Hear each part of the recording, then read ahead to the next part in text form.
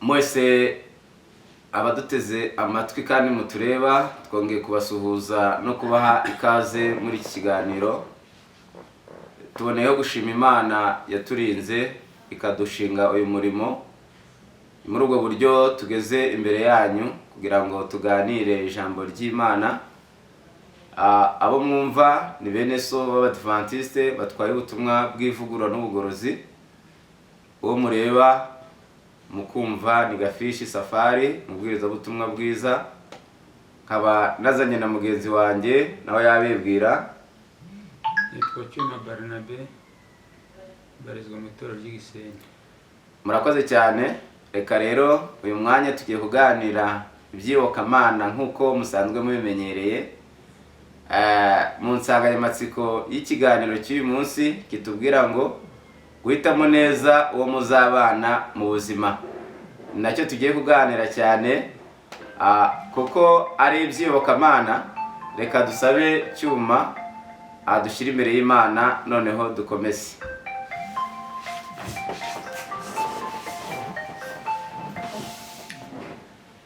Data wa twese ugira neza udukunda cyane, tugushimiye neza yawe ikomeye itamuriye umwijima ku buzima ku bugingo bwacu. Uduhaye igitondo cyiza nk'impano, utuje isi n'ibigugumbana muri yo, uhaye umudendezo n'umutekano mu buzima bwacu kugira ngo bwongere gutekereza ku byawe. Aya mahirwe uduhaye kugira ku rukundo rwawe uyaherwe icyubahiro. Tugarutse imbere yawe rero kugira ngo dutekereze ku byawe. Umwuka wera abaye muri twe yabyagura kandi akabitera n'imbaraga mu babyakira. Mutugabire nk'impano rero kugira ngo dukorere umurimo tutishoboreye ku bwa Yesu. Amen.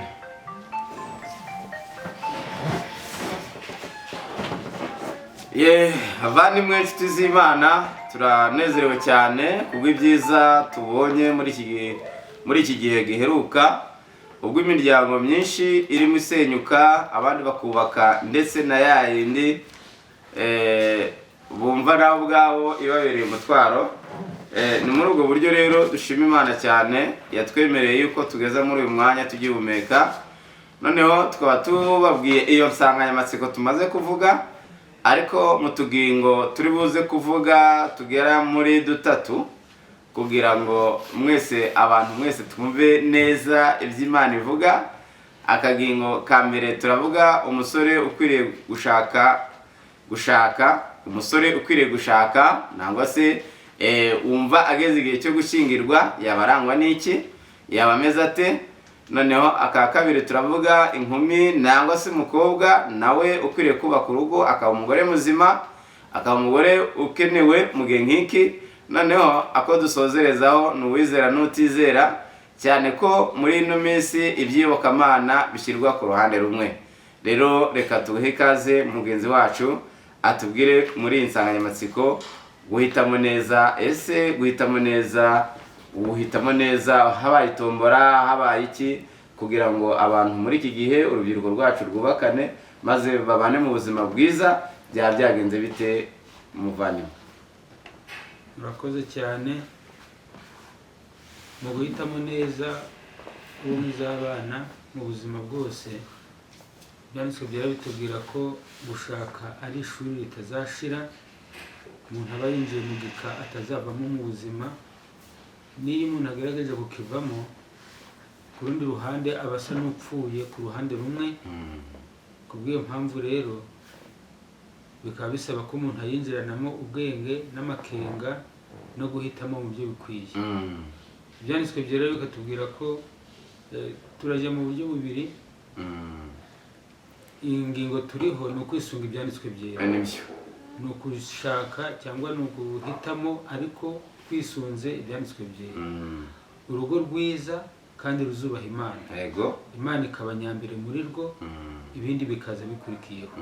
Ku bw'iyo mpamvu rero muri uko guhitamo ugomba kwisunga ijambo ry'Imana, kuko ijambo ry'Imana niyo Imana ubwayo.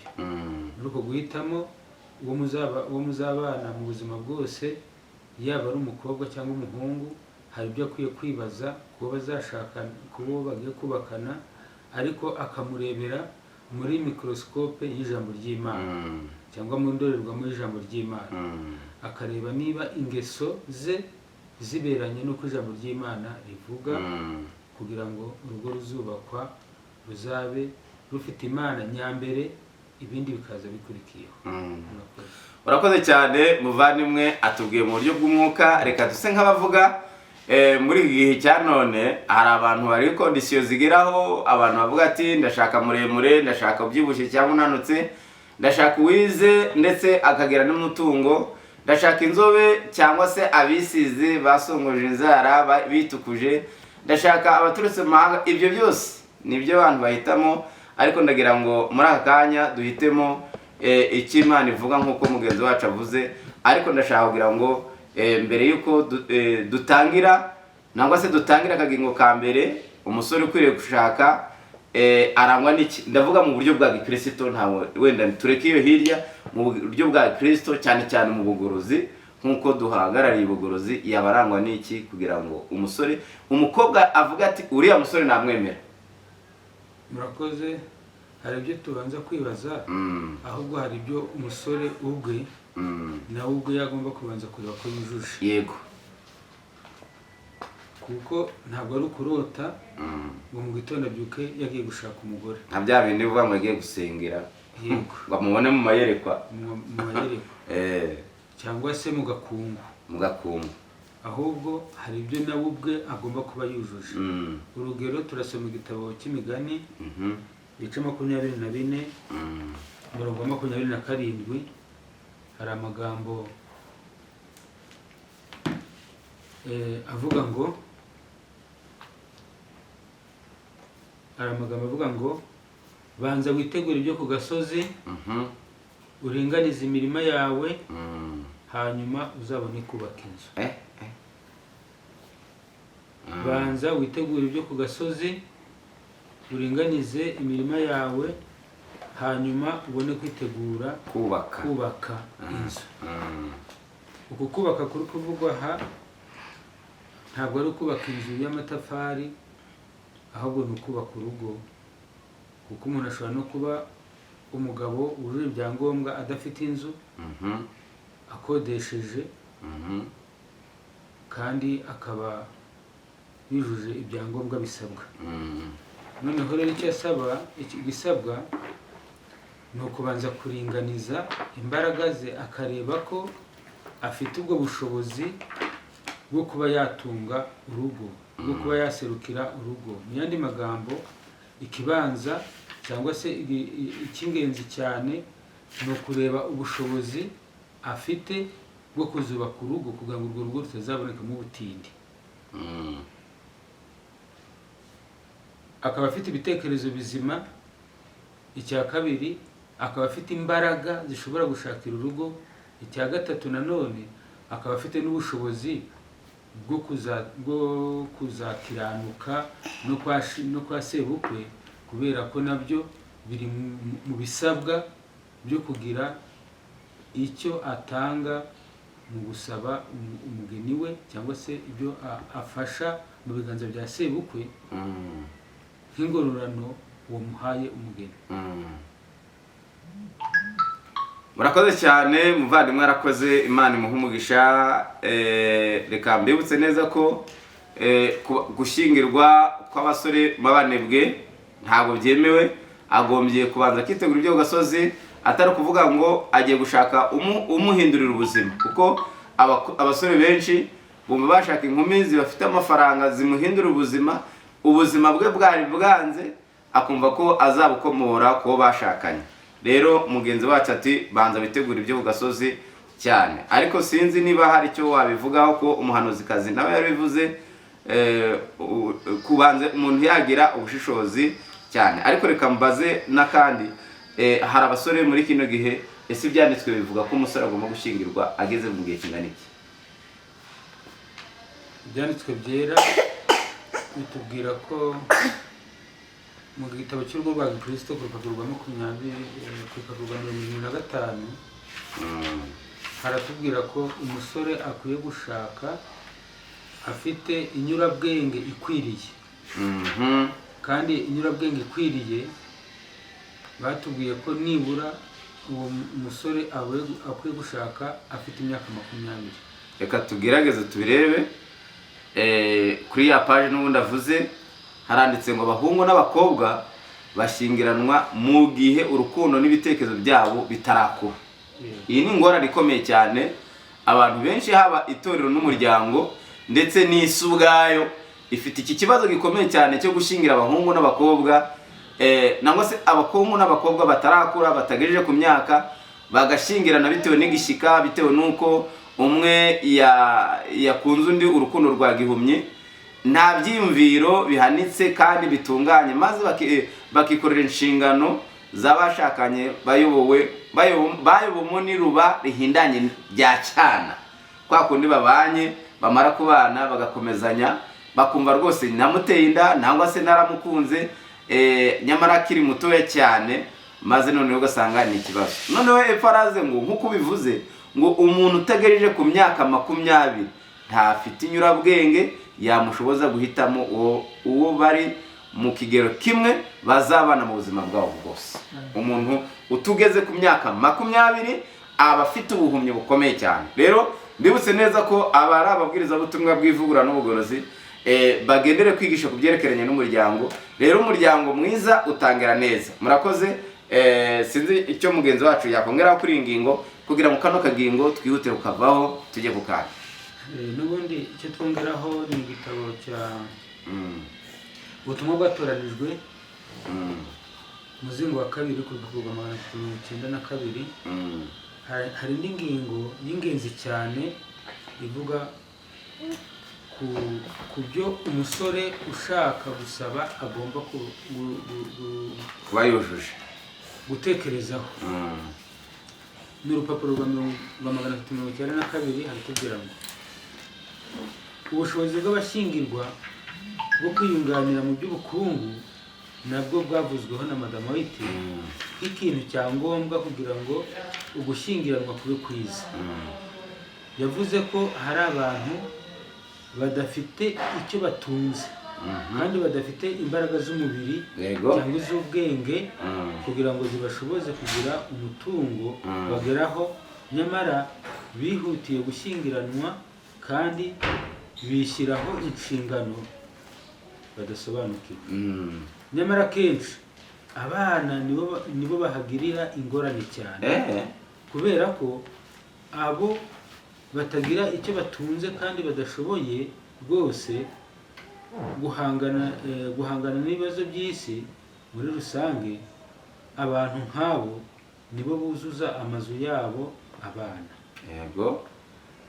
Elena White avuga ko abo bana batazabasha kugaburirwa no kwambikwa uko bikwiriye kandi ntibabashe kubona uburere mu by'umubiri no mu by'ubwenge. Nshatse nahagarara aha ngaha.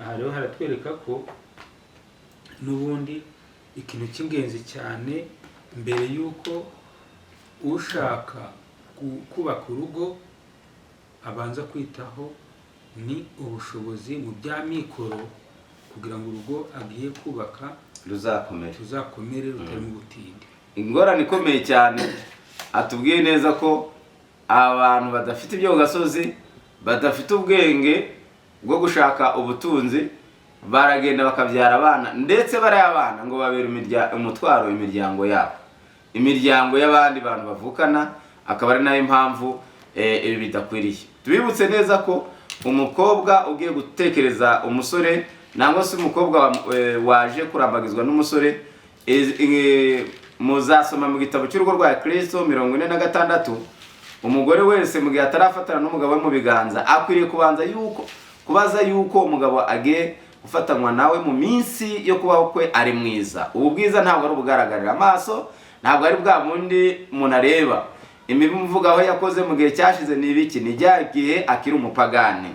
Mbese imibereho ye irera, ngaho nawe uje utekereza. Mbese urukundo agaragaza rushingiye ku mico yanga umugayo cyangwa rushingiye ku gusamara gusa? Agira imico izatuma umugore we anezerwa. Ibintu ugomba kubyibaza mbere yuko ushakana n'umusore ukareba uwo musore waje kurambagiza ibitekerezo bikakuzamo, uriya musore afite nkuko uyu afite akazi, afite inzu, niba nabyo by'ibitekereza, kuko uyu munsi ushobora kuba ari umukristo, ejo akaba ari umupagani, kandi igiti kigwa iyo kibogamiye. Rero mbibutse neza ko ibitekerezo nimara kubageramo neza, muzubaka umuryango mwiza, muzubaka umuryango unejeje, kandi nanone muzashaka abasore beza kandi bakwiranye n'ubutumwa bwiza muri gihe nk'iki. Murakoze cyane. Ngaho reka tujye ku kandi kagingo katubwira ngo inkumi ikwiriye gushaka. Inkumi ni ya nkumi imaze kumva rero ko igeze igihe cyo gushyingirwa, ikumva ko yahitamo uwo bazabana.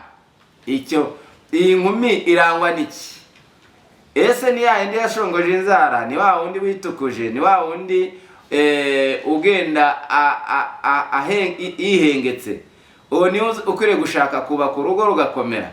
Ngaho ni wa wundi wicara gusa nangwa se akaryama izuba rikarenga, atarasohoka ngo arebe no hanze iwabo ngo hatunganye. Ni ya nkumi yumva ko yahora muri za Facebook. Imana yabivuzeho iki? Ngaho mwene data, umugore ukwiye kuzashaka, umugore witeguye kuzaba umugore arangwa n'iki? Murakoze.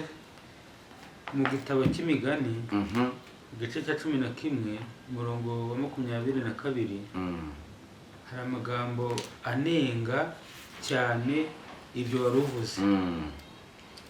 Aravuze ngo umugore w'uranga bwiza utagira umutima ni nk'impeta y'izahabu ikwikiye n'izuru ry'ingurube. Ya mbega we. Ubwo bivuze ko uburanga bw'inyuma bugaragara sibwo umusore akwiye kurebaho. Ku bijyanye n'umukobwa, hari ibyo asangiye na mugenzi we twavuze haruguru. Yego. Agomba kuba afite ubukure. Yego.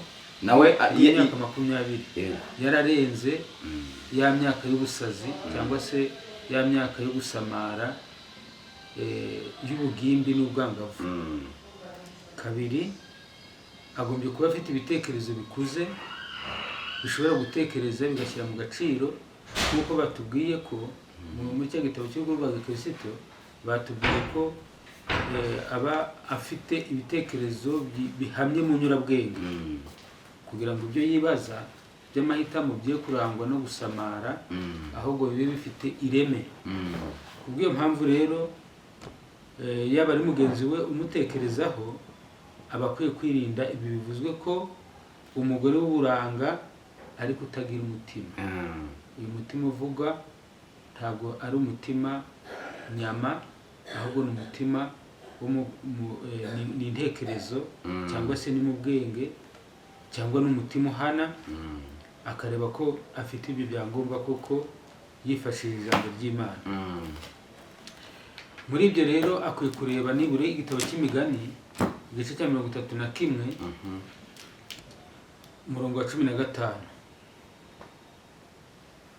Uyu mukobwa nshakaho kuba umugeni wanjye cyangwa kuba tuzafatanya mu buzima bwose, mba ngomba kumurebera muri iyi shusho ivuga ngo 3:15, abyuka kare butaracya, akagaburira abo mu rugo rwe, agategeka abaja be imirimo bakwiriye. Icyo nshatse kuvuga aha ngaha ni uko aba akwiriye kuba ari umunyamwete, utaryamira, utari umunyabute.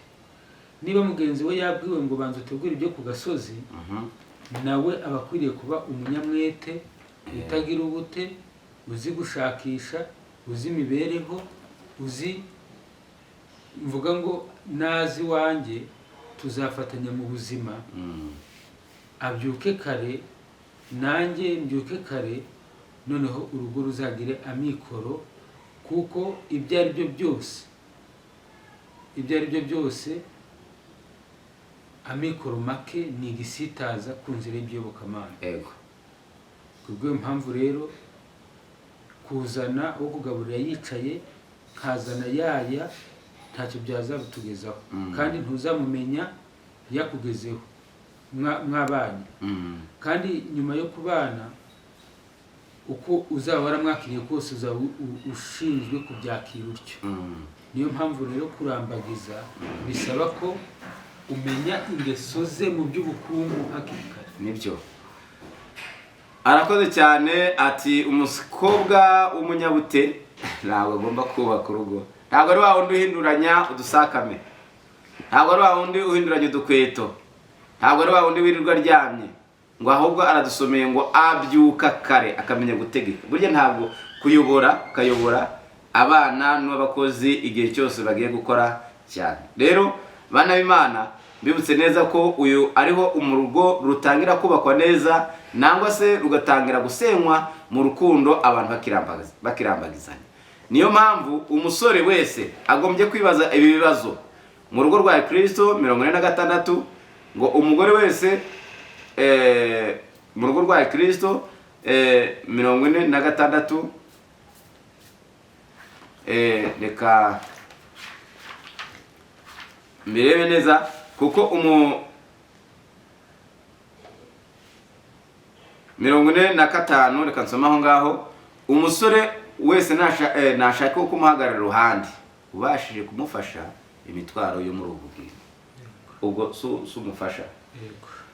Ntabwo ari umuntu uwo ari we wese ubasha umufasha. Ni umufasha ugiye kumufasha imitwaro, ariko ntabwo ari umufasha ugiye kumwongerera ibibazo.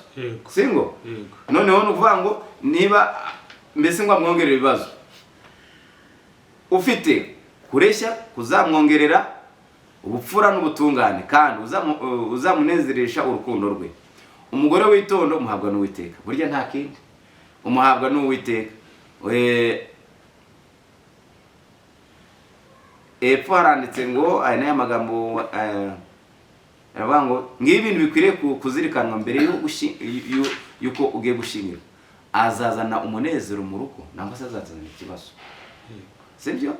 Mbese arazigama cyangwa namara gushyingirwa azaya ibyo yungutse byose, atange ibyawe byose kubwo kwinezeza mu bitagira umumaro no kwikunda kuburanga. Mbese ingeso ze ziratunganye. Muri ibyo hari ikintu yishingikirijeho. Nzi yuko ubwenge bw'umugabo nimara kujijishwa n'urukundo n'ibitekerezo byo gushyingirwa, ibibazo bizamushyiramo bise naho bitagize icyo bimaze. Ariko ibi bintu bikwiriye kuzirikanwa neza kuko bifite icyo bizakumabarira mu buzima bwawe buri imbere.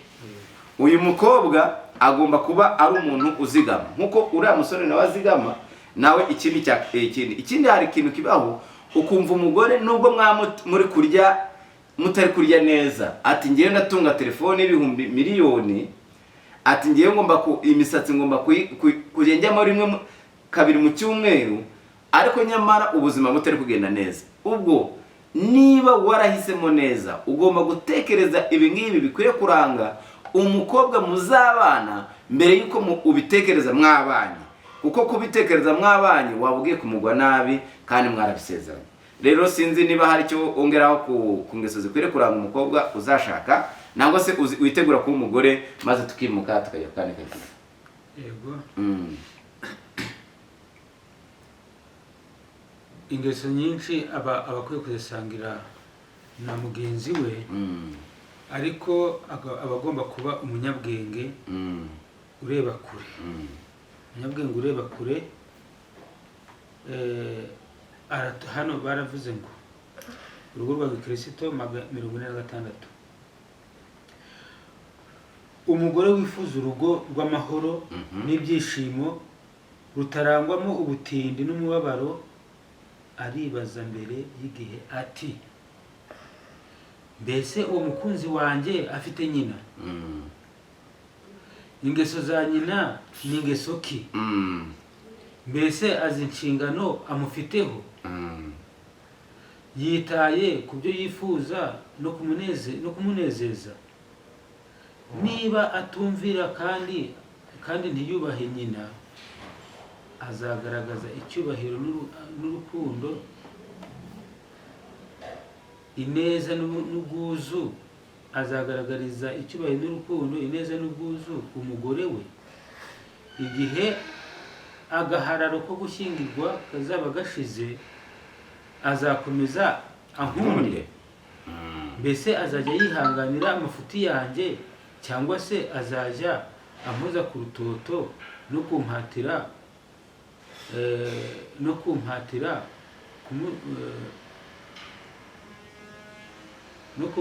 ku mategeko ye?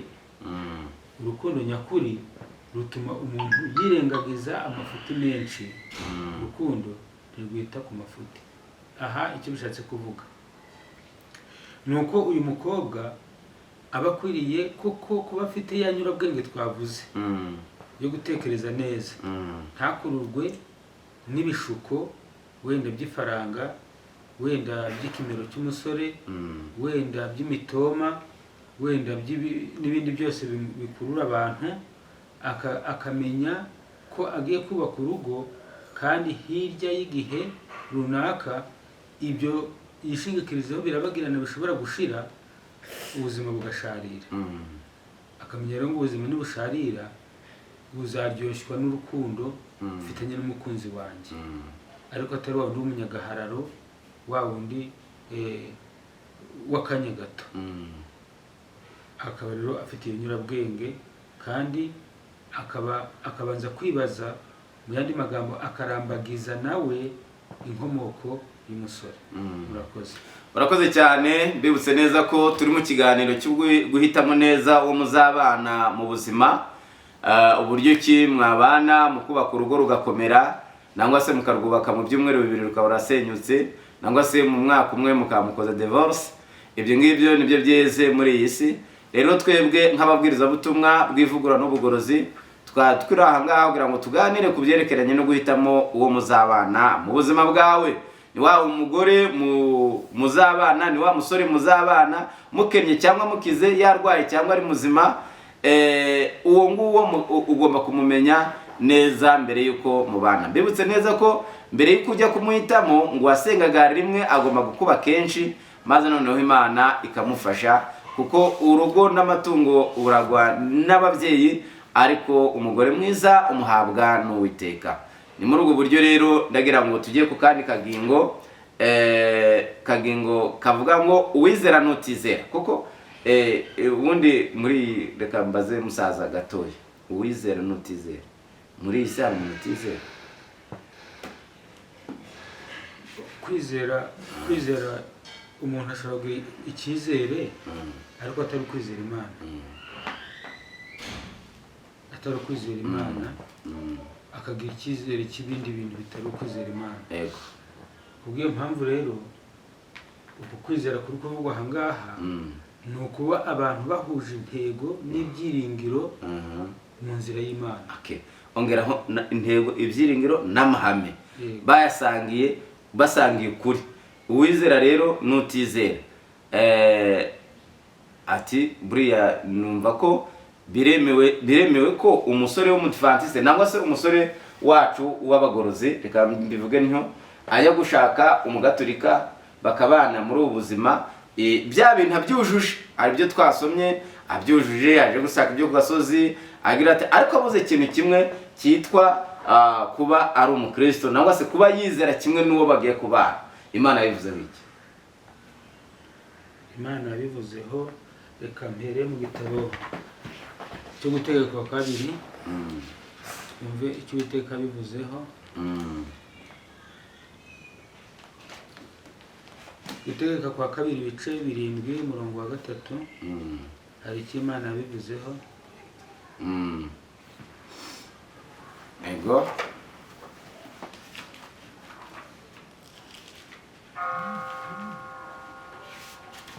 Imana yabivuze biki mu gushingiranwa k'uwizera n'utizera?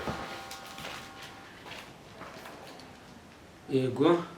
Gutegeka 2 ibice 7 umurongo wa 3.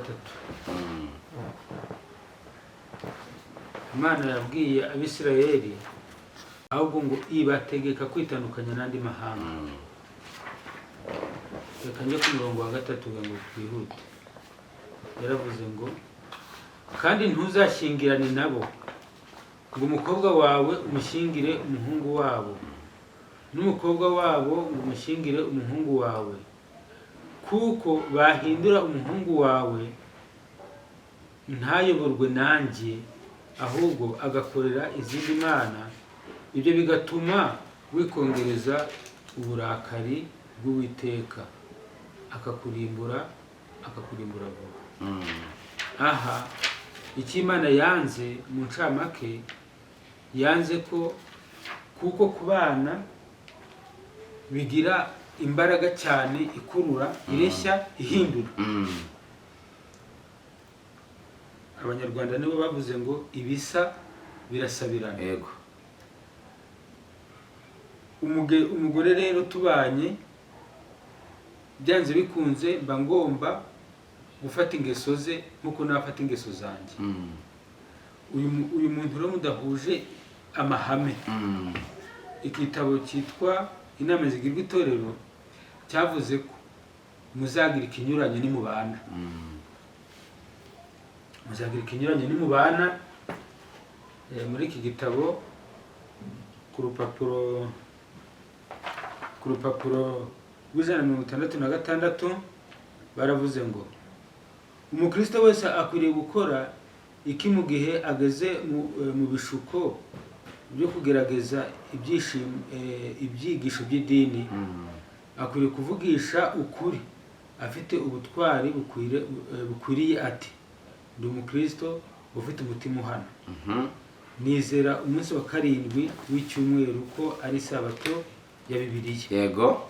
Ntabwo tubasha kunezeranwa kuko ninkurikirana kunguka ubwenge buruseho bushyitse bw'Imana, nzakomeza kurushaho kwanga isi, ngira ishusho isa n'iya Kristo. Nukomeza kuburira ubwiza kuri Kristo, ntureshywe n'iby'ukuri, uzakunda iby'isi njye ndashobora gukunda, mu gihe gikunze iby'Imana wowe udashobora gukunda. Iby'umwuka bitekerezwa mu buryo bw'iby'umwuka. Nutagira ubwenge bw'iby'umwuka, ntuzabasha kumenya iby'Imana inshakaho, cyangwa ngo umenye inshingano nahawe na databuja nkorera. Nicyo gituma wiyumvamo yuko nkwirengagiza ku mpamvu z'inshingano y'idini. Ntuzanezerwa, uzagira ishyari uritewe n'urukundo nkunda Imana, kandi nzibera njyenyine nkomeze kwizera iby'Imana. Ibitekerezo byawe nibihinduka, umutima wawe ukemera gukora iby'Imana ishaka, maze ukiga gukunda umukiza wanjye, nibwo tuzongera kubisubiraho. Amen. Yakomeje kuvuga ku yindi paje, avuga ko igihe njyewe nzaba nshaka kujya gusenga, wowe uzaba ushaka kujya mu bindi. Rero abantu badahuje amahame ntabwo bashobora kubana neza mu nzu, keretse umwe amanutse ku mahame akayavaho. Urakoze cyane. Mbibutse neza ko aya ari amagambo asomye muri Bibiliya mu Gutegeka kwa 2 igice cya 7:3, atwemerera neza ko utizera n'uwizera nta mugabane bafitanye. Ngaho nadusomera n'Abakorinto ba 2 igice cya 6:14, twumve icyo Imana yabivuze mu Isezerano Rishya. Mu Isezerano Rishya, Abakorinto ba 2 igice cya 6:14, mu Isezerano Rishya Imana yaravuze ngo ntimukifatanye n'abatizera mudahuje. Urakoze. Mbese gukiranuka no gukiranirwa byafatanya bite? Kareka. Cyangwa umucyo n'umwijima byabana bite? Okay. Ntimukifatanye n'abatizera mudahuje. Noneho mu gice cya 15 cy'urwambere rw'Abakorinto, umurongo wa 33, bahavuze andi magambo akomeye. Aravuga ngo ntimuyobe kwifatanya n'ababi konona ingeso nziza. Koze cyane. Aya ni amagambo y'umwuka rero, mbonereho kubwira abasore bacu bumva iby'Imana ivuze. Uko ugenda ukabirengaho ugakora ibyo ushaka, uzagira ingaruka mu buzima bwawe. Niyo mpamvu igitabo yavuga ati ntimukifatanye n'abatizera mudahuje, umucyo n'umwijima nta sano bifitanye. Umuhanuzi kaza aravuze ati umunsi uzahinduka ukemera ibyiyobokamana ugagira umukiza nk'umujyanama wawe, niho tuzongera tubiganireho. Ariko nyamara ntabwo amubwiye ngo niho tuzubakana, ahubwo tuzabiganiraho.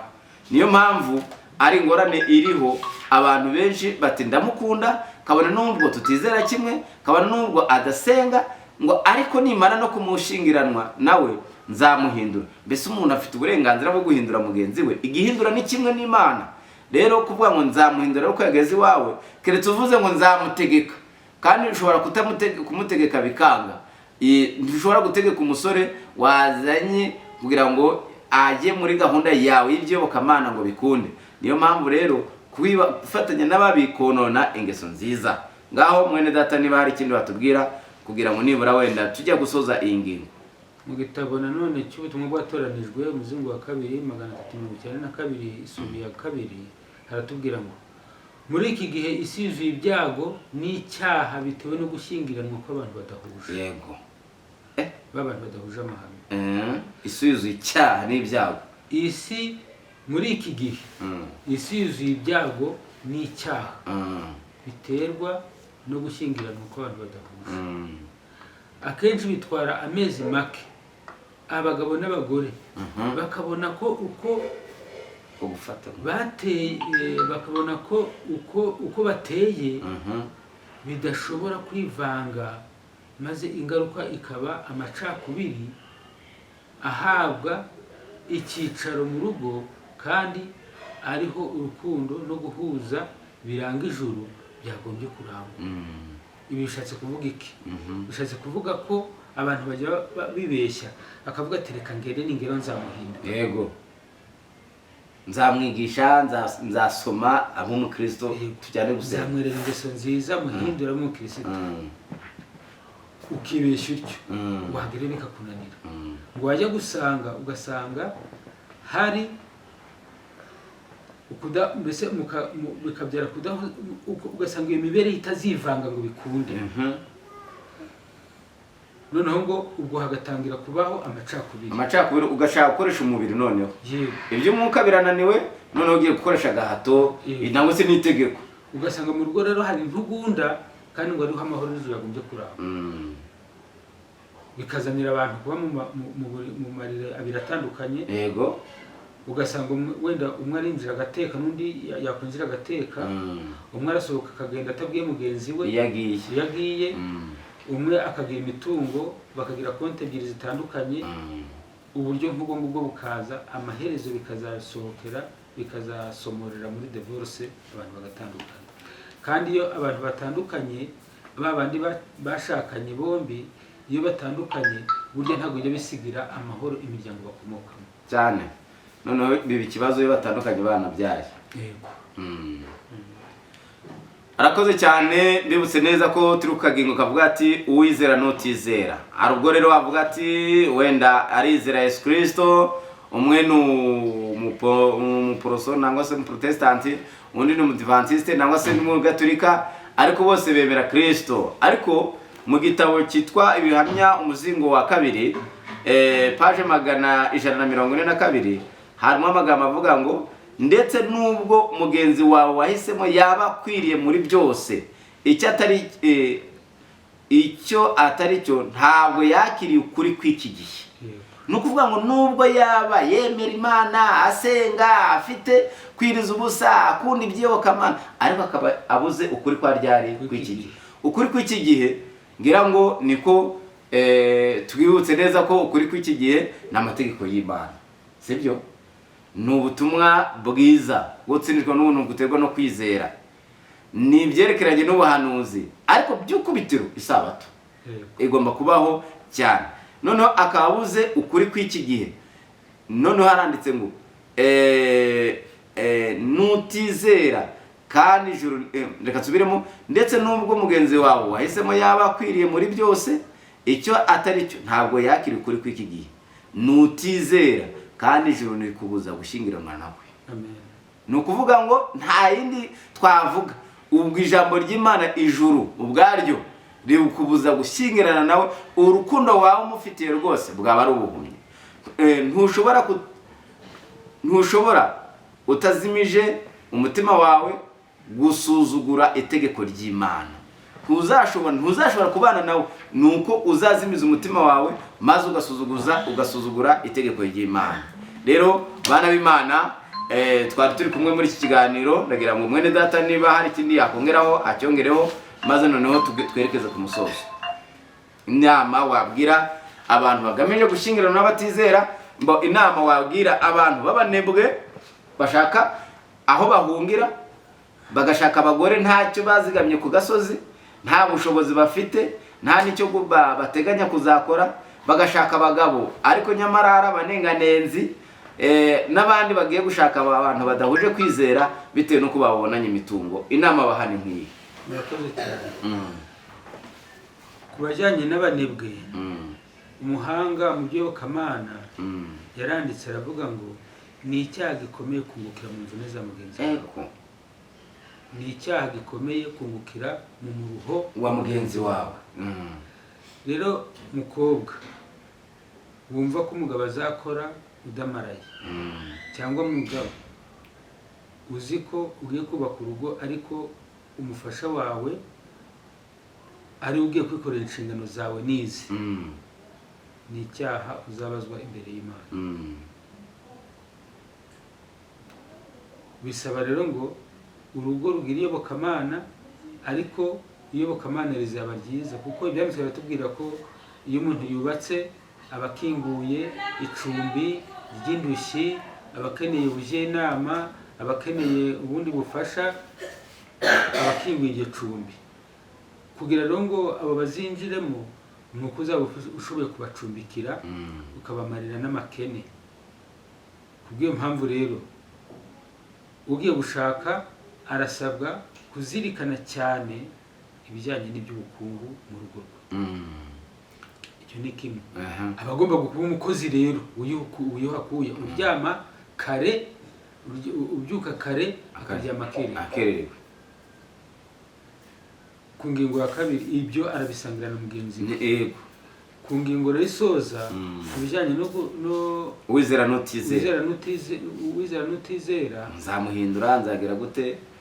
Abashakana bakwiye kuzirikana ko imibanire yabo itagarukira ku buzima bwabo gusa, ahubwo ifite ingaruka ku miryango bakomokamo, ingaruka nziza cyangwa mbi ku miryango bakomokamo, kandi bikagira n'ingaruka nziza cyangwa mbi ku bana bazabyara, kandi bikagira ingaruka nziza cyangwa mbi muri sosiyete babana nayo. Kubw'iyo mpamvu rero, niyo mpamvu bisaba kurambagiza kugira ngo ibyo byose bizatuma ayo majyambere ashingiye ku kubaha Imana, Imana ikabasakazaho umugisha wayo nk'uko yabisezeranye, bigomba kwitabwaho hakiri kare. Muri make rero, ubundi tuba tugomba kuvuga ngo Imana mbere ya byose, umurimo ugakurikiraho, umuryango ugakurikiraho. Iyo ibikwiye kuba ikirangantego cy'abakristo bose. Urakoze cyane umuvandimwe, umusaza rwose Barinaba agize neza kuri iyi nsanganyamatsiko atugejejeho yo guhitamo neza uwo muzabana mu buzima. Noneho mbibutse neza ko iki cyari ikiganiro kigeneye abagamije gushinga urugo. Nuko rero inama ni imwe gusa, ariko hari n'abantu bumva ko ibyo bitabareba, ariko kwiyahura ni ikibazo, kandi tubasaba kugira ngo mwubake imiryango izaramba kandi izakomera, imiryango yubakiye ku ijambo ry'Imana, kuko ni nayo Imana ni nayo iyobora imiryango. Nuko rero Imana ibaho umugisha, kandi mukomeze munogerwe na gahunda z'ibiganiro tubagezaho. Imana ibaho umugisha kandi iyobore imitima yanyu n'ingo zanyu mu izina rya Yesu. Kadusenge Imana.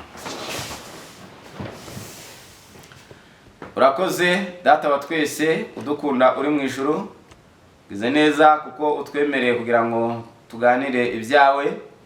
Tweretse abasore bari kuri iyi si bagamije gushyingiranwa, nyaboneka ubibutse inama nziza y'ijambo ryawe kugira ngo Imana ububakire, ujye barinda kugutera umugongo, ahubwo bagisha ibyanditswe byera inama. Ngaho ngwino ubane natwe, ibyatuma uhabwa icyubahiro, tukagira imiryango y'ijuru ritoya, komeza kubidusangiza n'abakunda bose ku bwa Yesu. Amen.